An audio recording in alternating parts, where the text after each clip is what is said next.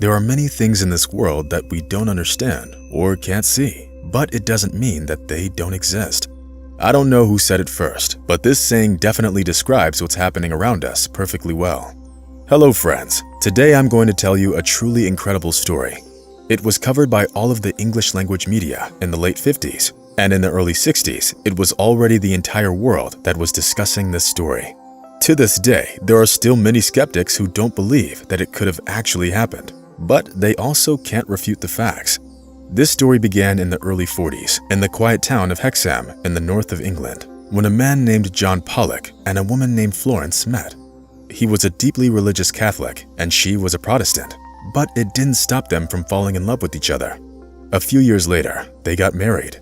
They loved each other and had a happy life, and in 1946, their first child was born. It was a girl and they named her Joanna. 5 years later, her sister Jacqueline was born. All the neighbors saw the couple and their two adorable daughters as the happiest family in the world. The Pollocks were in the business of delivering groceries and milk, which allowed them to live in prosperity without having to deny themselves anything. The spouses never quarreled, and the girls, despite the 5-year age difference, loved spending time together. But unfortunately, as it often happens, one day trouble knocked at their door. May 7th of 1957 changed this family's life forever, destroying their happiness in an instant. That morning, the girls were heading to church with their friend. As they were walking by the road, they were hit by a car. As it turned out later, the woman driving the car had an unbelievable amount of drugs in her blood. The doctors were surprised that this much drugs didn't kill her before the accident even happened. To be honest, I don't actually know if the woman that caused the accident survived. However, the little girls Joanna and Jacqueline unfortunately didn't make it. The newspapers that covered the accident said that the girls didn't even have the slightest chance of surviving. I don't think I need to tell you how devastated Florence and John were. The woman fell into deep depression, and the deeply religious John tried to find solace in his faith. And it could have all been fine eventually, but sometime later, John began to insist that the girls were going to return to their family as twins. I don't know how he came up with this idea, but what was most important is that he was actually convinced that it was true. The couple often fought over this, and they even thought about getting a divorce. Florence believed that John simply lost his mind from grief, but their love for each other helped them save their family. Moreover, having gotten a little better, Florence got pregnant again and gave birth on October 4th, 1958. Guess who they had? Sure, it was twins. Perhaps it was just a coincidence, but this was the moment when the story took a sharp turn. The birth of twins itself was rather strange, since neither John nor Florence had twins in their families. John sincerely believed that it was a miracle, and as proof, he cited the fact that Jennifer had the exact same birthmark as the deceased Jacqueline did. The thing was that when Jacqueline was 3 years old, she was playing outside and got badly hurt. She injured her forehead, and as the wound healed, it left a scar. The girl was very worried that it was too noticeable, but her sister and her parents convinced Jacqueline that it was nothing. And that's exactly the kind of birthmark one of the twins had. The same scar on her forehead. Some of you could probably say that it doesn't mean anything, and that it could have simply been a coincidence. Actually, that's exactly what everyone else thought. But trust me, you'll soon be convinced that it wasn't the case. When the girls were only a few months old, the family decided to move and start a new life in a new place. They decided to move from the quiet Hexham to the coastal town of Whitley Bay. And that's when the story took a rather mystical turn. As soon as the girls learned to speak, they began to ask their parents for toys that they'd never seen before. Moreover, Jillian and Jennifer accurately named all the dolls of the deceased sisters, although they didn't even know of the existence of these dolls, let alone their sisters. Does it sound hard to believe? But that's what actually happened. And there was even more. One day, the toys fell out of the attic and scattered on the floor, and then the twins shared them exactly the way Jacqueline and Joanna would have done.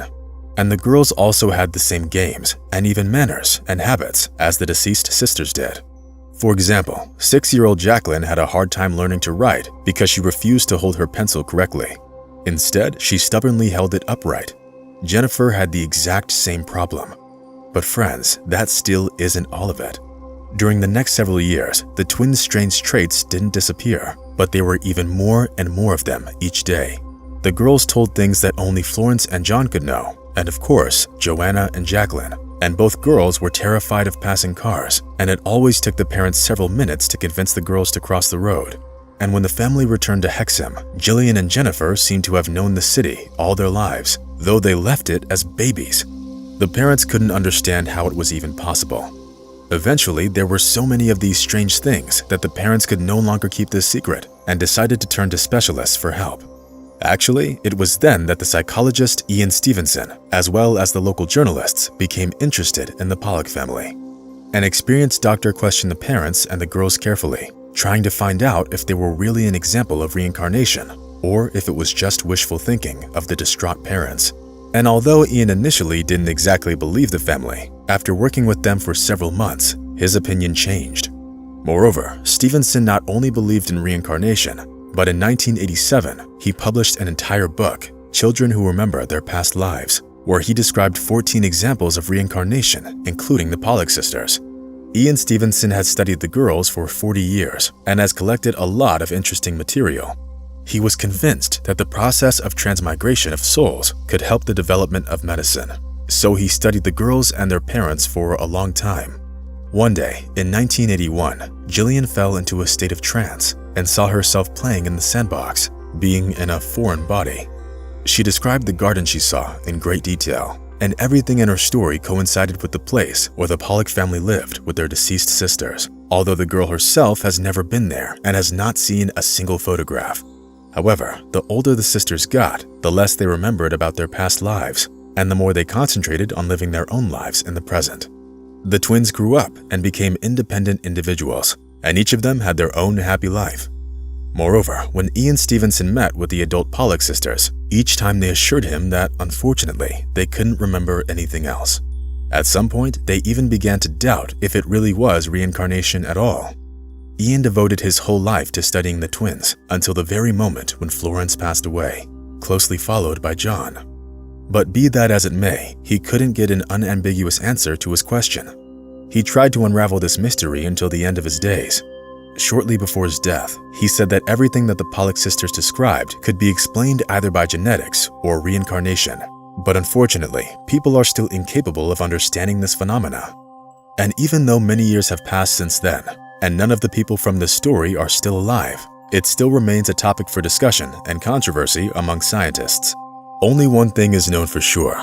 No one has been able to convincingly refute its mystical components so far. Friends, what do you think about it? And about reincarnation in general? Do you believe it's possible? Be sure to share your thoughts in the comments. And that's all for today. Rate the video and see you soon. Bye soon.